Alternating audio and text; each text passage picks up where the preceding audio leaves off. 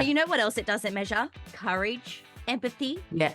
character. It doesn't measure manners. Good manners can go a long way. They can. You might not mean the manners, but if you can show that you've got good manners, you're going to get far in life, my friend. I promise you. Welcome to Rainbow Skies for Teachers, the go-to show dedicated to teachers who want to make a big difference in education. Whether you're in your first few years or well into your teaching career, we are here to inspire, support, and empower you with bite-sized tips, simple strategies, and the motivation to lead an education revolution, one classroom at a time.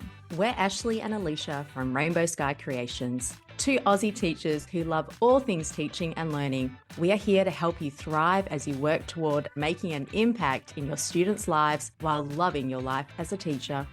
We are here to help you bring joy, simplicity, and creativity into your classroom on the daily, because there are rainbows ahead, my friend, and together we're unstoppable.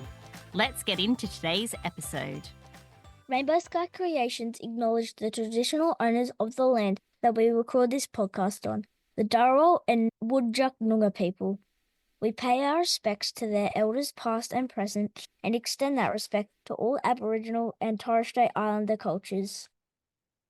Welcome to Rainbow Skies for Teachers, and we're in your ears today for another awesome episode where Ash and we're going to have a little chit chat about something that happens every year for teachers in year 3, 5, 7, and 9. Do you know what I'm talking about?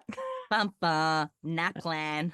Don't turn this episode off just because we're talking about NAPLAN. Now, if you are in other parts of the world, we know we have listeners all over the world. Just take every time we say NAPLAN and switch it in your mind to any sort of standardized testing or national testing. Yeah. So we know everywhere in the world has some form of testing, standardized testing that just makes all teachers cringe. I'm sure there's a small percentage of teachers that secretly love it, but the mass majority of us kind of go, oh, we're back here again. Ash, you've taught a few NAPLAN years, have you?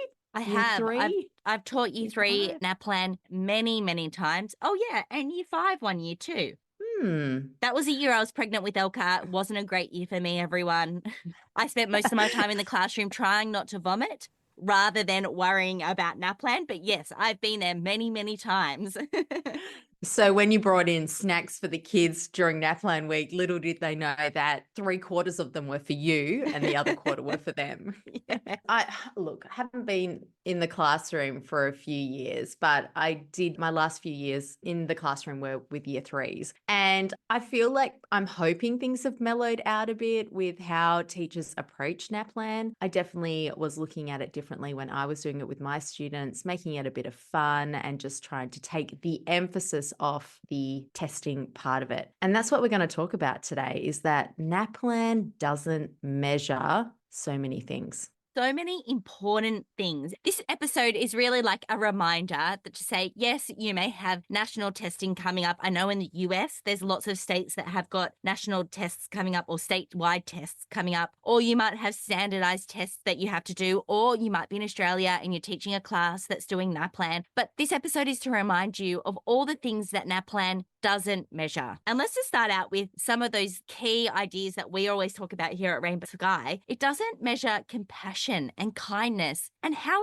important is kindness for people and kids moving throughout our world? Yes. And if you are one of those teachers where you just feel you're getting a bit more anxious, you're getting a bit more worried about, have I prepared them enough? Have I done enough? The answer to that question in your head is yes. Yes, you have. And that thing that NAPLAN doesn't measure is compassion. And this is the time to give yourself some self-compassion and be like, I've prepared my kids enough. I'm going to create a space where they will feel capable and ready to shine as best as they can. And it's okay if they have a bad day, because I'll be there to support them. So NAPLAN, it doesn't measure compassion, kindness, effort. It also doesn't measure determination, a love of learning, and resilience. Oh, how important is resilience? It's a skill that we need our kids to learn. It's something that we're teaching day in and day out. And it's definitely something that is not measured by a pen and paper or a computer test. That's it. The test itself will test their Yes. resilience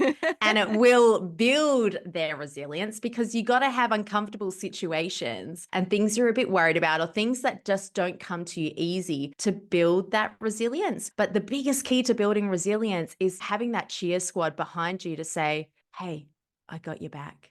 I'm in your corner. You go out, you try.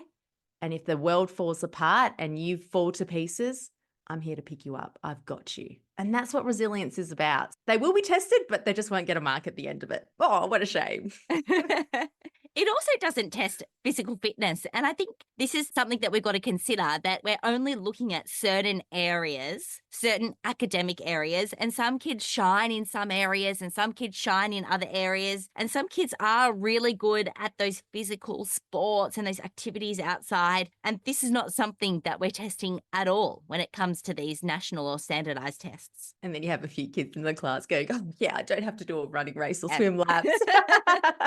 Woo! Put the floaties away. I'll be fine. And I think a big part that NAPLAN doesn't measure is passion. Yes, you're going to have kids who are passionate for writing. You're going to have kids who are passionate for mathematics. And that will probably shine through in their results, because they've put the effort in, they've practiced, and they'll get hopefully a good result for them. And those who love their writing, you'll probably notice in their writing that passion, but it's not going to measure all the other passions of kids who might love reptiles, or kids who love baking, or kids who love just getting in the dirt and imaginating and playing. Like, it's not going to measure that sort of passion. I think passion is I think it's an underrated word that we use. Like, I want to see passion come out more in discussions.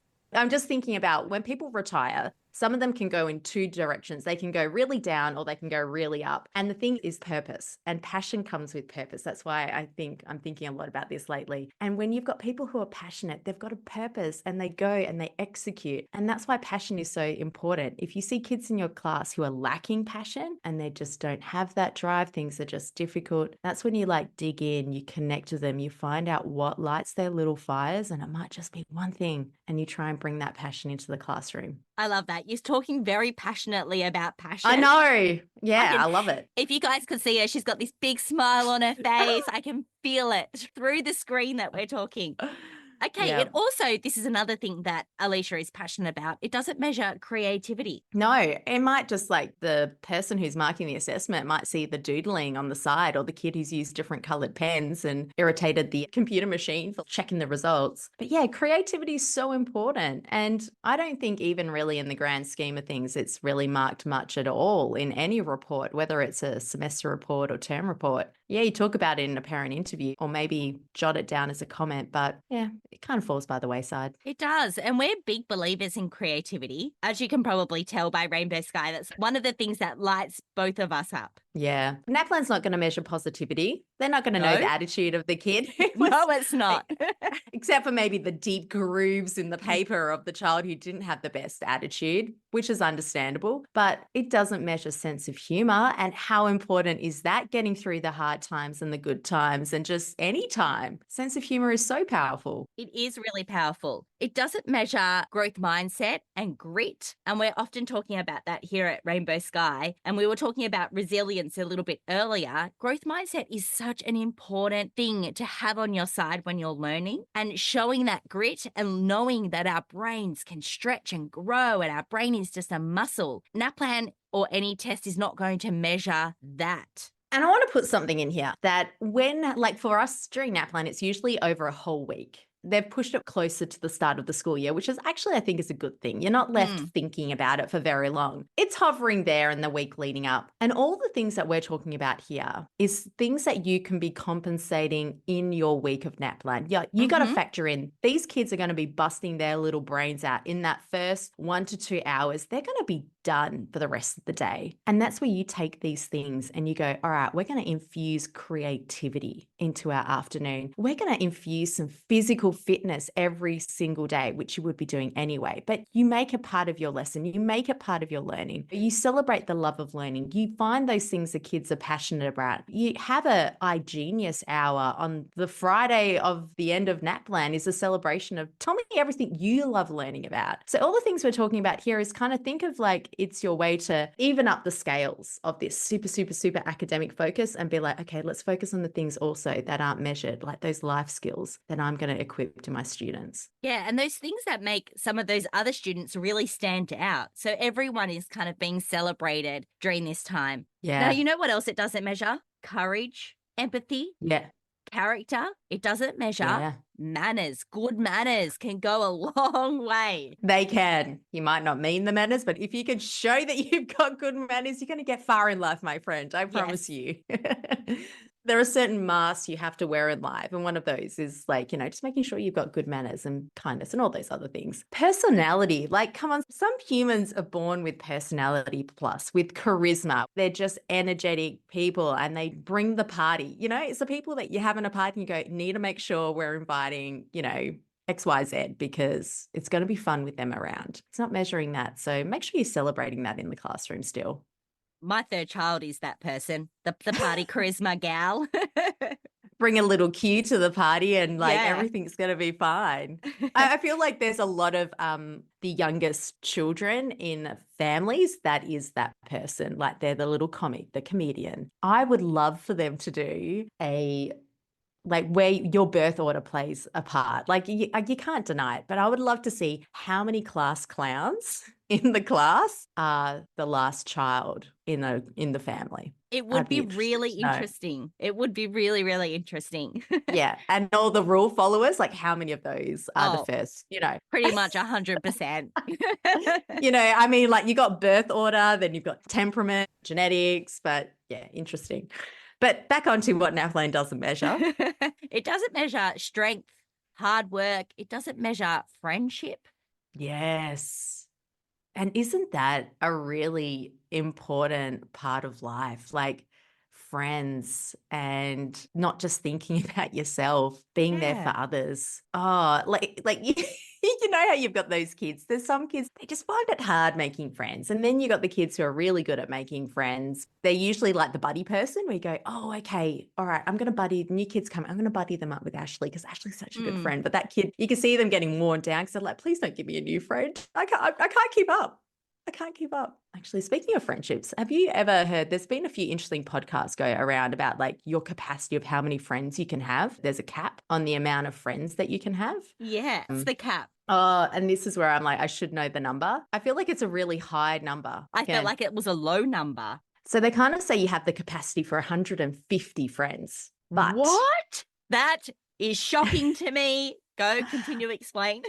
But it's talking about how you have friends who have different status. So the people who are like your 4 a.m. call them anytime in the morning because stuff's gone down and I need them there. You're only going to have a max of 5 of those in your life. Like, you probably only got 3 and some people might only have 1 or 2. And then like you've got your close friends and that might just be 10 where you know a lot about, you're seeing them regularly because you got to factor in that to develop a friendship, it takes up to 200 hours for you to develop a reasonably good friendship with someone. So as you get older as an adult, it's harder for you to make friends because you don't have the time to make friends. While when you're at school, you're around them all the time. You're in high school, your world becomes so ingrained that you can make a lot of close friends. So yeah, friendships in itself is quite an interesting like packet, but kind of like the 150 is like your brain's capacity of knowing enough information about all those people to be like, them. So yeah, friendship doesn't measure that. But yeah, if you're interested in friendships, there's quite a few podcasts out there about it that I've stumbled across. Someone's probably written a book about it too. Can't tell you who. I'd say they have. Okay. We've got 4 more things on our particular list of what these tests don't measure. The first is honesty, a really important life Mm. skill and value. Is it a value, honesty? Yeah, I feel it is. And I feel you can Mm, pair it up with integrity. What you say is what you mean, and you're going to follow through on that. No one likes people who just don't mean what they say and ditch you at the last minute, right? Like you plan, mm, I'm thinking in my younger days, and you got like a place you're going to, you'd like a friend to come along to have your back, and it's a new space, some new people, you're not sure. And then at the last minute, they cancel, and you're like, oh man, like I thought they were my reliable one, but I know life events happen, but sometimes there's people who just constantly do that and you just get mm. left deflated and disappointed. So, gosh, measuring honesty and integrity, We've been be an talking about interesting integrity one. so much in the last week, you and I, haven't we? We had a big chat Yeah. about integrity last week.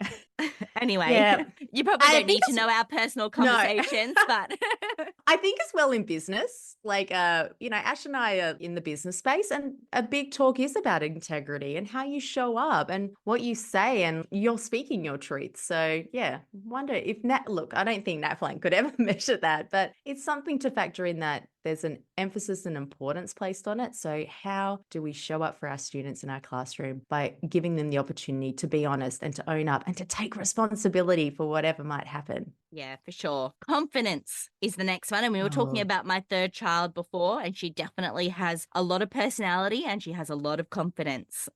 Yeah, you need that. You need that, right? And there's people who have so much confidence. And I love how when they've got confidence combined with compassion and kindness, you can see them lifting up those around them and Hmm. instilling confidence in their close friends. And it has that kind of domino effect. And I feel like a lot of these things we're talking about today, they can impact those around you and closest to you. And if you think about what you might be in the single phase and you might be in the dating phase where you're looking for someone to enter your life and to share your life with a partner. And usually all these things we're talking about, these are the things you're looking for, right? You're not sitting there going, I'm really looking for a great mathematician. I'm looking for an No. excellent writer.